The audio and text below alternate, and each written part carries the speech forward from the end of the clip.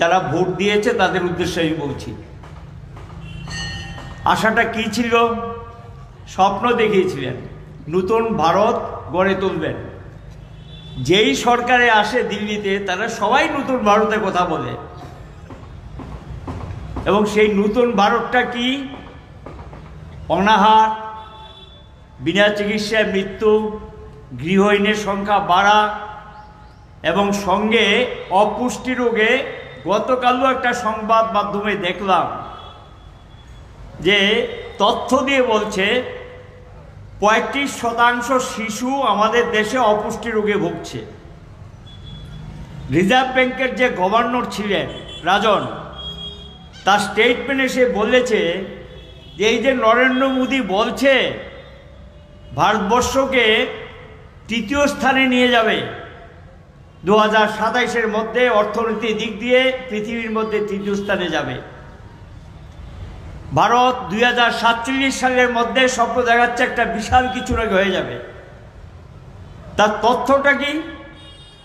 এই যে 35% যারা অপুষ্টি রোগে ভুগছেন তারাই কিন্তু আগামী 7, 8, 10 বছর পরে যুবক হবেন, কাজের জন্য যাবেন। একটা দেশের অগ্রগতি উন্নয়নের সবচেয়ে বড় মাধ্যমটা হল মানব সম্পদ, তারপরে হল প্রাকৃতিক সম্পদ। প্রাকৃতিক সম্পদকে কে কাজে লাগায়? মানব সম্পদ। তো প্রকৃতি যা দিয়ে গেছে আমাদের দেশে অফুরন্ত সম্পদ, কিন্তু আমাদের দেশের সরকার সেই অফুরন্ত সম্পদকে কাজে লাগায়নি। মানব সম্পদকে যুক্ত করে যদি প্রকৃতির দেওয়া সম্পদকে কাজে লাগাতেন, ভারতবর্ষে বেকার থাকার কথা না, দারিদ্রতা থাকার কথা না, ভারত অর্থনীতির ক্ষেত্রে পৃথিবীর মধ্যে অন্যতম একটা স্থান দখল করতে পারত। কিন্তু আমাদের দেশের এই সম্পর্কে কোনো ভাবনা আমাদের দেশের সরকারের নেই। মাটির নিচের খনিজ সম্পদ মালিককে দেশের জনগণ। আমার দেশে বর্তমান সরকার এগুলো ধীরে ধীরে সব বেসরকারিতে তুলে দিচ্ছেন। তেল ক্ষেত্র, মাটির নিচে যে তেলের ক্ষেত্র আছে তার 60% অলরেডি চলে গেছে আদানি আম্বানির মতো লোকদের হাতে। গ্যাসের ভান্ডার, তেলের ভান্ডার তাদের হাতে তুলে দিয়েছেন। কয়লার ভান্ডার যেটা মাটির নিচে আছে, যার থেকে আয় হয়, সরকারের ঘরে অর্থ আসে, সে অর্থ দিয়ে মানুষের কল্যাণ হয়, কাজ হয়। এ কয়লা খনিরও অর্ধাংশ মতো কয়লা খনি এখন কিছু বিদেশিদের হাতে, কিছু দেশীয় পুঁজিপতির হাতে তুলে দিচ্ছেন। শুধু তাই না, আপনাদের টাকায়, জনগণের টাকায় যে সম্পদগুলো গড়ে উঠেছে, এয়ারপোর্ট 7টা দিয়ে দিয়েছেন, বাকিগুলো টেন্ডার প্রসেস চলছে, বড়গুলো দিয়ে দিয়েছে। নৌবন্দর যেখানে জাহাজ নোঙর করে 6-7টা নৌবন্দর অলরেডি দিয়ে দিয়েছেন। জাতীয় সড়ক 6 লাইনের, 7 লাইনের, 8 লাইনের কার টাকায়? জনগণের টাকায়। এগুলো এখন বেসরকারি হাতে তুলে দিয়েছেন, বাকিগুলো তুলে দেওয়ার জন্য কাজ শুরু করেছেন। এখানেই শেষ করেননি, জাহাজ থেকে তেল গ্যাস আসার পর যে পাইপলাইন, খুব কস্টলি, খুব দামি, এটা যে পাইপলাইনে গিয়ে এটা রিফাইনারিতে যায়, শোধনাগারে যায়, সেখান থেকে শোধন হয়ে তারপর পেট্রোল পাম্পে আসে। এই যে পাইপলাইন, এই পাইপলাইন টেন্ডার করে দিয়েছেন, এখন নিয়ে যাবে আদানি আম্বানিরা। দেশের এক প্রান্ত থেকে আরেক প্রান্ত বিদ্যুৎ নিয়ে যায় Power Grid Corporation of India Limited, লাভজনক সংস্থা। কেন্দ্রীয় সরকারের লভ্যাংশ ডিভিডেন্ড হিসাবে 70 থেকে 80 হাজার কোটি টাকা প্রতি বছর জমা দেয়। এই সংস্থাটারও 50%-এর মতো শেয়ার বিক্রি করে দিয়েছেন, বাকিটাও বিক্রি করার জন্য প্রসেস শুরু হয়েছে। ন্যাশনাল থার্মাল পাওয়ার কোম্পানি, তৃতীয় লাভজনক সংস্থা, এটার প্রায় 60% দিয়ে দিয়েছেন। হাইড্রো পাওয়ার কোম্পানি, তারও 50% শেয়ার বিক্রি করে দিয়েছেন। সবই তো দিয়ে দিচ্ছে, দেশটা থাকবে কোথায়? জনগণের টাকায় তৈরি করা সম্পদ কার হাতে তুলে দিচ্ছেন? আদানি আম্বানিদের হাতে। দেশে একচেটিয়া পুঁজি, বিদেশি পুঁজি, লগ্নিকারক সংস্থা হাতে তুলে দিচ্ছেন। তাহলে কর্মসংস্থান নিয়ে কিছুক্ষণ আগে আমার আগের বক্তা যে আলোচনাটা করলেন, বিশাল বেকার বাহিনী দেশে, এই বেকারদের কর্মসংস্থান কোথায় হবে? কর্মসংস্থানের সবচেয়ে বড় ক্ষেত্র হল পাবলিক সেক্টর আন্ডারটেকিং, অধিকৃত সংস্থা। দেশে 56টা অধিকৃত সংস্থা ছিল, এখন আছে 20টা, বাকিগুলো তামাদি হয়ে গেছে, শেষ করে দিয়েছেন। তো কোথায় কাজ পাবে আপনার ছেলে মেয়ে? কে কোন দল করেন সেটা পরের প্রশ্ন, কিন্তু কর্মসংস্থানের যে সবচেয়ে বড় ক্ষেত্র, এটাকে তো ধ্বংস করে দিয়েছেন। দেশের রপ্তানি কমে গেছে, আমদানি বেড়ে গেছে। আমদানি বাড়া মানে কি? আমার দেশে যা তৈরি হতো এখন সেই জিনিস তৈরি হয় না, কলকারখানার দরজা বন্ধ হয়ে গেছে। তো যারা কাজ করতেন তারা কাজ হারাচ্ছেন, নতুন লোকের তো কাজ পাওয়ার কোনো প্রশ্নই নেই। নতুন নতুন করে কলকারখানা বন্ধ হয়ে যাচ্ছে, নতুন কিছু সেখানে তৈরি হচ্ছে না। এই যে অবস্থাটা, এই অবস্থা যদি চলতে থাকে, ভারতবর্ষ আগামী দিন একটা দুর্ভিক্ষের দিকে যাবে। এবং এই দুর্ভিক্ষ সৃষ্টি করার জন্য সম্পূর্ণভাবে দায়ী হবে মোদী সরকারের নীতি, এই নরেন্দ্র মোদী সরকারের নীতি। এই উদারীকরণের নামে এটা তারা আজকে করে দিয়েছেন। এই অবস্থার মধ্যে দাঁড়িয়ে শুধু দেশটার মধ্যে চলছে ভাষণবাজি। রেশনিং ব্যবস্থা দুর্বল করে দিয়েছেন। ফুড কর্পোরেশন অফ ইন্ডিয়া, যারা আপনার রেশনের নিশ্চিত করত, সেন্ট্রাল গভর্নমেন্ট অর্গানাইজেশন, এই ফুড কর্পোরেশন ইন্ডিয়া প্রায় এটাকে গুটিয়ে নিয়ে যাচ্ছেন। তাহলে আপনি আগামী দিন যে রেশন পাবেন, রেশনে তার তো কোনো নিশ্চয়তা থাকবে না। Central government organisation food corporation of India, jute corporation of India, এটা তামাদি হয়ে গেছে। এই ধরনের যে অর্গানাইজেশনগুলো, এগুলো যদি না থাকে, এগুলো তো কোনো দলের টাকায় তৈরি হয়নি, এটা তৈরি হয়েছে ভারতীয় জনগণের টাকায়। এই বিষয়গুলি একজন নাগরিক হিসেবে আপনাদের ভাবার দরকার আছে। এটাকে বাদ দিয়ে আপনার ছেলে মেয়ের উন্নত ভবিষ্যৎ আপনি আশা করতে পারেন না। জিনিসপত্রের দাম বাড়ছে, কোনো হেলদোল নেই। খুব চালাক, খুব বুদ্ধিমান, একটার পর একটা প্রকল্প বলছে ওই গ্যাসের নামে আপনাদের বাড়ি বাড়ি গরিবদেরকে গ্যাস দেবে, গ্যাসের সিলিন্ডার দিলেন। মোদি যখন ক্ষমতা আসে একটা সিলিন্ডারের দাম ছিল 400 টাকা, 450 টাকা। এখন সেই গ্যাসের সিলিন্ডারের দাম 1150, 1200, কখনো 1300 টাকা পড়ে। বলছে আপনাদের ডাইরেক্ট ব্যাংক ট্রান্সফার করে টাকা দেবে, সাবসিডির টাকা পাবেন। কেউ পায় 100, কেউ পায় 150, কেউ 200, কেউ না। এই কি সাবসিডি? সাবসিডি তুলে দিয়েছেন, এখান থেকে বিরাট অঙ্কের টাকা আয় করছেন। প্রত্যেকটা জিনিসপত্রের ক্ষেত্রে বাজারে যান, 14%, 18%, 28% ট্যাক্স আপনি দিয়ে আসছেন। 100 টাকার জিনিস কিনলে 128 টাকা দিচ্ছেন, 100 টাকার জিনিস কিনলে 118 টাকা দিচ্ছেন। প্রতিদিন প্রতিটা নাগরিক কি হারে ট্যাক্স বসিয়েছে! একটা ডাইরেক্ট ট্যাক্স আর একটা ইনডাইরেক্ট ট্যাক্স। একটা হলো প্রত্যক্ষ আর একটা হলো পরোক্ষ। যেটা চোখে দেখা যায় না, পকেট কেটে নিচ্ছে, এটা হলো পরোক্ষ। আর একটা হলো প্রত্যক্ষ। এই দুই ধরনের ট্যাক্স বসিয়ে কোটি কোটি টাকা আপনাদের থেকে নিয়ে যাচ্ছে। টাকা তো বাজেটে ঢুকছে, ট্যাক্সের টাকা। টাকা যায় কোথায়? যায় কোথায় জানেন? এই টাকা আমার দেশে মানুষের দেওয়া টাকা, যেটা ট্যাক্সের টাকা সরকারি কোষাগারে জমা পড়ার কথা, সেই টাকা বড়লোকদের মুকুব করে দিচ্ছেন। বাজেটে ঘাটতি তৈরি হয়, সেই ঘাটতি পূরণ করার জন্য আবার ট্যাক্স বসিয়ে দিচ্ছে আপনাদের উপর। কারণ এই যে বড়লোকদের একটা মুকুব করে দিচ্ছেন, শুধু এই ব্যাংকের টাকা নিয়ে মেরে দিয়েছেন মুষ্টিমেয় কিছু বড়লোক। এখন পর্যন্ত মোদী সরকার ক্ষমতা আসার পর 15 লক্ষ কোটি টাকা তাদের মুকুব করে দিয়েছেন। কই একটা রিক্সা শ্রমিক একটা রিক্সা নিলে তার টাকা তো মুকুব হয় না। একটা দোকানদার দোকান করার জন্য টাকা নিলে তার টাকা তো মুকুব হয় না। একটা অটো শ্রমিক অটো একটা নামিয়ে সে জীবিকা নির্বাহ করার জন্য ব্যাংক থেকে টাকা নিলে তার টাকা মুকুব হয় না। কৃষক কৃষি ঋণ নিয়ে কৃষি কাজ করেন, তার টাকা মুকুব হয় না। কার টাকা মুকুব হচ্ছে? আদানি আম্বানির মতো লোকরা হাজার হাজার কোটি টাকা ব্যাংক থেকে নিয়ে মেরে দিয়েছেন, সেই টাকা মুকুব হচ্ছে। টাকা মুকুব মানে কি? তাদের টাকা মুকুব হচ্ছে। ব্যাংক কিন্তু সেই টাকা ব্যাংকে কে দিচ্ছে? এই যে মুকুবের টাকাটা যেটা মুকুব করবেন, এই টাকাটা কে দিচ্ছে? ভারত সরকার, সেন্ট্রাল গভর্নমেন্ট। আপনার আমার যে ট্যাক্সের টাকা যেটা জমা পড়ছে সেই টাকা থেকে ব্যাংকে টাকা দিয়ে দিচ্ছেন তাদের পক্ষে। তো টাকা থাকবে কোথায়? টাকা তো এখানে শেষ করে দিচ্ছেন। আর সাধারণ মানুষের জন্য রাস্তার টাকা চাইবে নেই, বেকারের চাকরির জন্য টাকা নেই, বেতনের জন্য টাকা নেই, মর্গ ভাতা দিয়ে দেওয়ার জন্য টাকা নেই, এর জন্য টাকা নেই। একটা কিছু পরিকাঠামো তৈরি করবে, টাকা নেই। এই পরিস্থিতি গোটা দেশ। এবং এই অবস্থার মধ্যে এই ত্রিপুরাজ্যে সেন্ট্রাল থেকে যা আসতো, রাজ্য থেকে যা আয় হতো, তার ভিত্তিতে রাজ্যে একটা কাজ করতো, একটা সরকার ছিল, বামপন্থী সরকার। যে সরকারটার লক্ষ্য ছিল মানুষের মুখে একটু হাসি ফুটানো।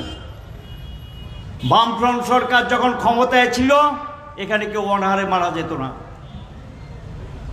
এখন অনাহারে মারা যায়, শিশু সন্তান বিক্রি করে, চিকিৎসার পয়সা নেই। হাসপাতালগুলোতে গেলে আপনি হাসপাতালে যান, তুলা কিনে আনুন, সুচ কিনে আনতে হবে, ওষুধ তো পাবেনই না। বড় হাসপাতাল, স্টেট হসপিটাল, একটা নতুন পরিকাঠামো তৈরি করেনি, কিছু পায়, পরিষেবা আছে। যেই পরিষেবার জন্য যে সমস্ত তৈরি করেছে এগুলোকে শেষ করে দিচ্ছেন। কাজে চিকিৎসা পরিষেবার দায়িত্ব তারা নেবে না। আর বলছে যে এখানে আয়ুষ্মান প্রকল্প, এই প্রকল্পে 5 লক্ষ টাকা পর্যন্ত গরিব মানুষ চিকিৎসার সুযোগ পাবে। এগুলো কি? অধিকাংশ ইন্স্যুরেন্স, বেসরকারি ইন্স্যুরেন্স কোম্পানির সঙ্গে টাই আপ করা, টেন্ডার করে 1 বছর, 2 বছর, 3 বছরের জন্য টেন্ডার করে। এই যে প্রতিটা মানুষের মাথা পিছু যারা এই প্রকল্পের আওতায় আছে তাদের যে প্রিমিয়ামের টাকা গভর্নমেন্ট থেকে দিচ্ছে। আর পরিষেবা, আপনি অসুস্থ হন, হাসপাতালে যান, ওষুধ নেই, পরিষেবা পাবেন না। এরা গিয়ে এই যে প্রিমিয়ামের নামে হাজার হাজার কোটি টাকা সরকারের কোষাগার থেকে যাচ্ছে আর পরিষেবা মানুষ পাচ্ছে না। অথচ এই আয়ুষ্মান প্রকল্পের কথা যারা বলে সেখানে 5 লক্ষ টাকা চিকিৎসা খরচ পাওয়ার কথা, কয়জন পেয়েছে খবর নেন? কিন্তু বলছে সব মানুষের নাকি চিকিৎসা ব্যবস্থা হয়ে গেছে, গরিবদের ভাবার কিচ্ছু নেই। প্রকল্পের পর প্রকল্প এখন বলছে, ওই যেমন আমি রান্নার গ্যাসের কথা বললাম, এটা প্রকল্প নাম্বার 1, এখন আবার নতুন করে বলতে শুরু করছে গত 10 দিন যাবৎ প্রকল্প 2। এটার নাম কি? আবার বলবেন রান্নার গ্যাসে কি একটা ব্যাপার স্যাপার নাকি আপনাদেরকে দেবে, কি জানি দেবে, সেটা আপনারাই বলতে পারবেন, সবাই অপেক্ষা করুক। এটা হলো প্রকল্প 2। ওই সিনেমাতে যেমন হয়, মানে একটা বইয়ের নাম নাম্বার 1, দ্বিতীয় বইয়ের নাম 2, আমাদের দেশে কাণ্ডকীর্তি শুরু হয়ে গেছে, প্রকল্প 2। এবং এই জাতীয় প্রকল্প, কত প্রকল্প, এগুলো রাস্তাঘাটে বেরোলে দেখবেন প্রকল্প প্রকল্প প্রকল্প, পকেটে হাত দেন নাই। এই প্রকল্পের কোনো মূল্য আছে? কেউ পেয়েছেন কিছু? খালি প্রকল্প। আর বলছে এখন আবার আর কি যাত্রার তো আর শেষ নেই। একবার কি অমৃত মহোৎসব, আবার কি এখন বিকাশ যাত্রা। এটা আবার কোন যাত্রা? বিকাশ কিসের বিকাশ? কার বিকাশ হয়েছে? বিকাশ হয়েছে মুষ্টিমেয় কিছু লোকের। এ ভারতবর্ষের কিছু হাতে গোনা যায় এমন লোকের বিকাশ হয়েছে, সাধারণ মানুষের বিকাশ হয়েছে। বেকার সমস্যা বেড়েছে, দারিদ্রতা বেড়েছে, অনাহারী মানুষের মৃত্যুর সংখ্যা বেড়েছে। তাহলে কার? এটা কিসের বিকাশ যাত্রা? আবার বিকাশ যাত্রার নামে সরকারি টাকা খরচ হচ্ছে। আর মেলার তো শেষ নেই। আজকে এই উৎসব, কালকে এই উৎসব, পরশুদিন এই উৎসব, এই ছিল অবস্থা। পূজা পার্বণ যেখানেই যান সেখানেই অবস্থা। এদের কাজটাই হলো শুধু বিজ্ঞাপনের উপর সরকারটা টিকে আছে। টিভিগুলো তাদের কথা বলতে হবে, নতুবা সেই চ্যানেল কেটে দেবে। এই ত্রিপুরাজ্যে 5টা 6টা চ্যানেল কেটে দিয়েছেন, তাদের সমালোচনা করা যাবে না। পত্রিকাগুলো পকেটে নিয়ে নিয়েছেন।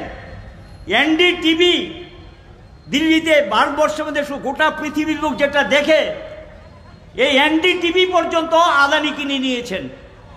লাস্ট গিয়ে একটা নিউজ এজেন্সি ছিল, এটাও গত সপ্তাহে আদানি কিনে নিয়েছেন। কিচ্ছু রাখবে না।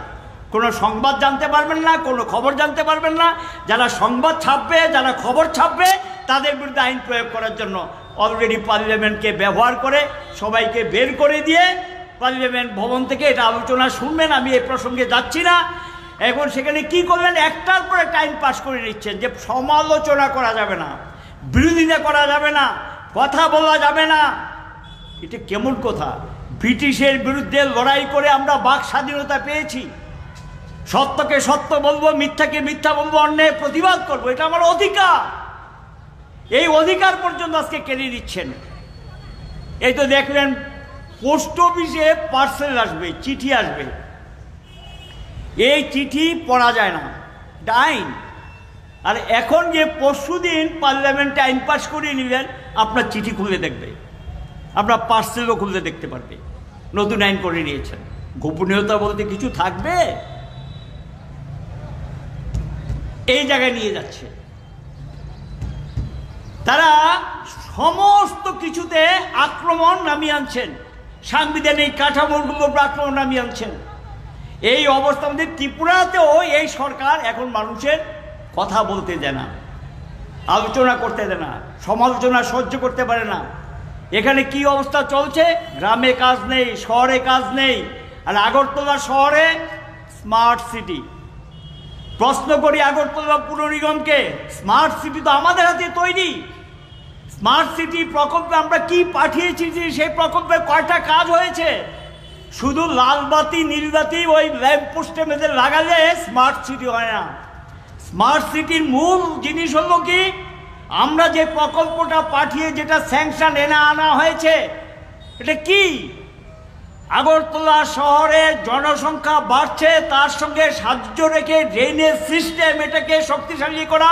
কাঁচা ড্রেন রাখা যাবে না, সবগুলো পাকা ড্রেন হবে। যেগুলি কভার ড্রেন করা সম্ভব সেগুলি কভার ড্রেন হবে। ফুটপাথগুলো উন্নত হবে। 18টা জলাশয় আছে আমরা চিহ্নিত করেছি। ডিমসাগর, কুমাইটিলা, এগুলো আমাদের সময় আমরা ধরে নিয়েছি যে স্টেট গভর্নমেন্টের টাকায়।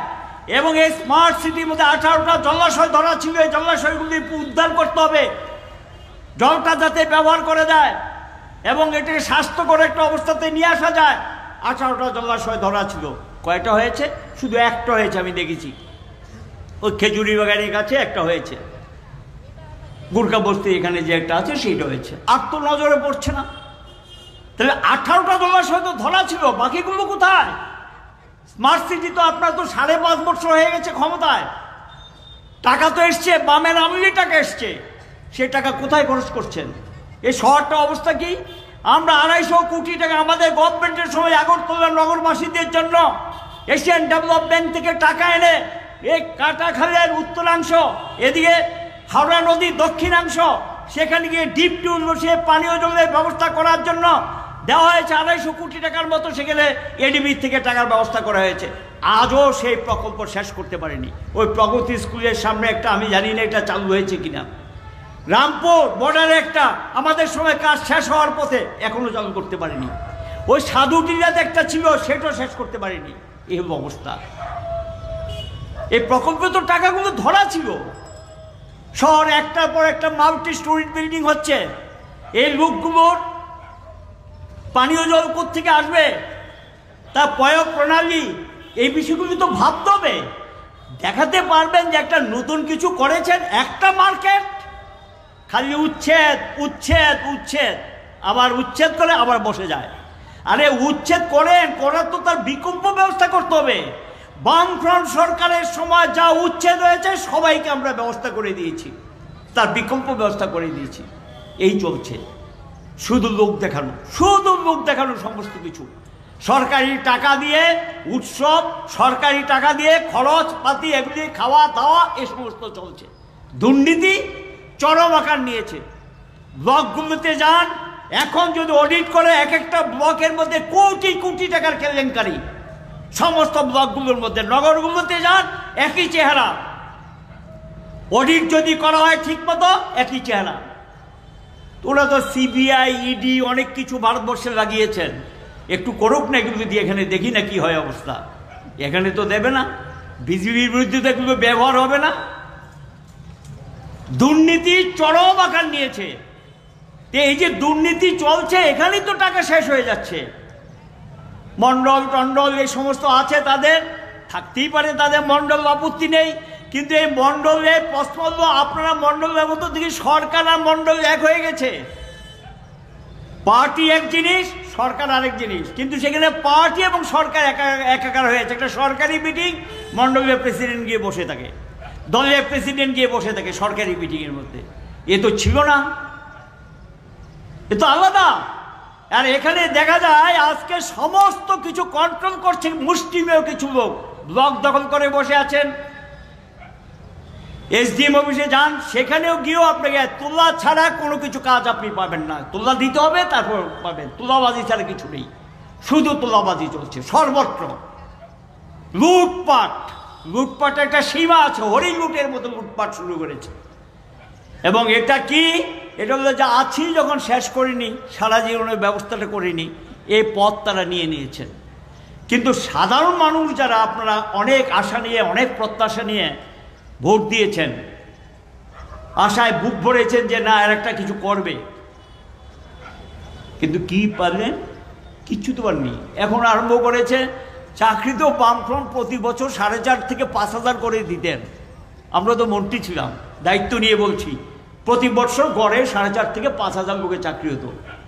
আপনারা 5.5 বছরে 1000 খানেক লোকে জিআরবিটিতে, তাও এ নিয়ে কেলেঙ্কারি টেলেঙ্কারি নানা ধরনের কথাবার্তা এগুলো চলছে, সেই চাকরি দিচ্ছে।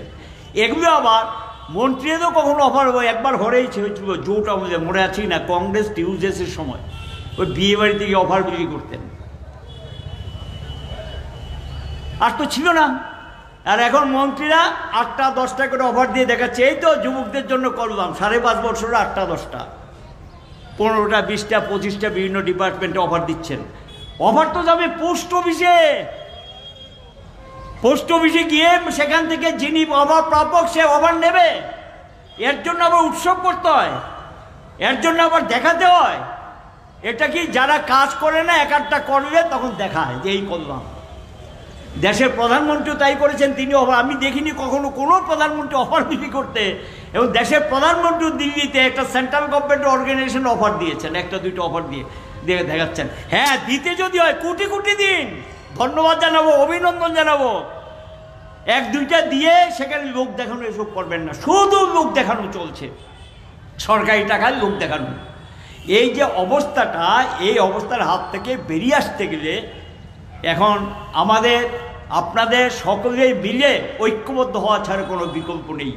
দেশের মানুষের দেওয়ালে পিঠ থেকে গেছে, পিছের দিকে যাওয়ার কোনো আর ব্যবস্থা নেই। দেখছেন তো অবস্থাটা, 27টা 28টা দল একটা জায়গায় এসছে। কেন এসছে? আর সহ্য করা যায় না, যা চলছে দেশটার মধ্যে এটাকে মেনে নেওয়া যায় না। আক্রমণে আক্রান্ত মানুষগুলোকে ঐক্যবদ্ধ করে দিয়েছে। আক্রমণকারী কে? নরেন্দ্র মোদী সরকার, বিজেপি সরকার। আর আক্রান্ত মানুষ দেশের সমস্ত অংশের মানুষ, মুসলিমেও কয়েকটা পরিবার বাদ দিলে সমস্ত অংশের মানুষ নানা দিক থেকে আক্রান্ত। এবং সে আক্রান্ত মানুষগুলো এখন বেঁচে থাকার জন্য একটা হচ্ছেন, ঐক্যবদ্ধ হচ্ছেন। এই ঐক্যকে আরো শক্তিশালী করতে হবে, দুর্বল করতে হবে, সংঘবদ্ধ হতে হবে, মানুষের কাছে যেতে হবে, মানুষকে বুঝাতে হবে।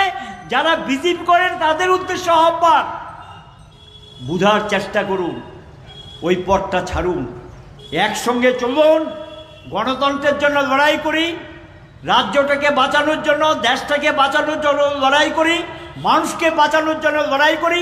দেশটা বাঁচলে মানুষ বাঁচবে, আর মানুষ বাঁচলে দেশটা বাঁচবে। মানুষকে বাদ দিয়ে দেশ না, আবার দেশটাকে বাদ দিয়ে মানুষ না, একটা পরিপূরক। কাজে আমরা এই কারণে বলছি, মানুষ বাঁচাও, দেশ বাঁচাও, এই স্লোগান নিয়ে আমরা গোটা ভারতবর্ষের মানুষকে একট্টা করে রাস্তায় নেমে লড়াই করে তাদেরকে আমরা আটকাতে চাই। এই লড়াই শক্তিশালী করার জন্য, সামনের দিকে টেনে নিয়ে যাওয়ার জন্য সকলের কাছে আমাদের অনুরোধ থাকবে, আপনি আপনার পাশের বাড়ির লোকটার সঙ্গে সম্পর্ক গড়ে তুলুন, কথা বলুন, আলোচনা করুন, তাকে বুঝান, সঙ্গে নেন, নিয়ে একটা সংঘবদ্ধ প্রতিরোধ গড়ে তুলুন। কারণ এই রাজ্যের মানুষ এই সরকারটাকে চায় না। আপনারা তো জানেন যে 39টা ভোট পেয়েছে, তার মধ্যে 4-5টা আছে 2 নম্বরই ভোট, ছাপ্পা মেরে দিয়েছে, সুযোগ পেয়ে ছাপ্পা মেরে দিয়েছে। আমাদের অনেক ভোটার যায়নি, সুযোগ নিয়েছে। অ্যাকচুয়ালি পেয়েছে ধরলে 34 থেকে 35% ভোট পেয়ে সরকারে এসছে। অধিকাংশ মানুষের সমর্থন এই সরকারের পেছনে নেই। এটা সংখ্যালঘু মানুষের সমর্থন নিয়ে একটা সরকার ত্রিপুরাজ্যে চলছে। এই ধরনের সরকার ত্রিপুরাজ্যে কখনো হয়নি। মানুষ তো এই সরকারকে চায় না। একটা দল সেখানে মানুষের সঙ্গে বেইমানি করেছেন, মানুষকে যা বলেছেন তার উল্টো করেছেন, করে গিয়ে একটা দল সেই সুযোগটা করে দিয়েছে। বলতে নাম কোনো তিপ্রা মথা, এই দলটা বিজেপির হয়ে বিজেপির পক্ষে বিজেপিকে জিতানোর জন্য সাহায্য করে জিতিয়ে দিয়েছেন। নাহলে এরা সরকারে আসে না, সরকারে আসার কথা না। ত্রিপুরার যে মানুষ তাদেরকে চায়নি। কাজেই যে রাজ্যে মানুষ তাদেরকে চায় না, আমরা ভেবেছিলাম ভোট কম পাওয়ার পর দলটা মানুষ থেকে কিছু শিক্ষা যেহেতু দিয়েছে সেই শিক্ষা নেবে। কোথায় শিক্ষা নিয়েছেন? চলছে তাদের মতোই করে চলছে, কোনো শিক্ষা নেই। মুখ্যমন্ত্রী মুখ পরিবর্তন হয়েছেন, কাজকর্ম কিন্তু পরিবর্তন হয়নি। একই হালে চলছে, একই পথ। এবং এরা দেবে একটু আশা করা লাগবে। হ্যাঁ দেবে, একটা দেবে। কোনটা পাবেন? প্রতিদিন টিভি খুললেন, এই খুললেন, দেখবেন যে এই এসছে সেই এসছে, এই অমুক সমুক অনেক কিছু দিয়ে দেবে। কোনো কিছু না নেই, যা চাইবেন সব কিন্তু কাজের কর্মক্ষেত্রে কাজে সেখানে সঠিকভাবে একটা কিছু পাওয়া এটা কিন্তু পাবেন না। এটা তারা দেবে না, কারণ এই সরকার আপনার সরকার না, এই সরকার আদানি আম্বানিদের সরকার, মুষ্টিমেয় কয়েকটা পরিবারের সরকার। কাজে আমাদের দেশটা তাদের হাতে তুলে দিয়েছেন, তাদের হাত থেকে রক্ষা করার জন্যই এই সংঘবদ্ধ হওয়ার প্রশ্ন। এবং এই আন্দোলন আমরা করছি বামপন্থীরা সকলে মিলে, লড়াইতে আমরা থাকছি। শক্তি যাই আছে গোটা ভারতবর্ষে, আমরাই ঘুরে দাঁড়াচ্ছি, আমরাই রুখে দাঁড়াচ্ছি, আমরা রাস্তায় আছি, আমরা লড়াই করছি। এই ত্রিপুরার যে রক্ত ঝরছে, বাড়িঘর ছাড়া করছে, অত্যাচার চলছে, কিন্তু ঘরে ঢুকাতে পারিনি। অত্যাচার শেষ কথা বলে না, শেষ কথা বলে মানুষ। লড়াই করে টিকে আছি, লড়াই করে টিকে থাকবো, লড়াই করে আগামী দিন এগিয়ে যাব। এবং এই ভূমিকা আপনারা নেবেন, এই আহ্বান রেখে আপনাদের সকলকে ধন্যবাদ জানিয়ে আমার বক্তব্য শেষ করলাম। নমস্কার।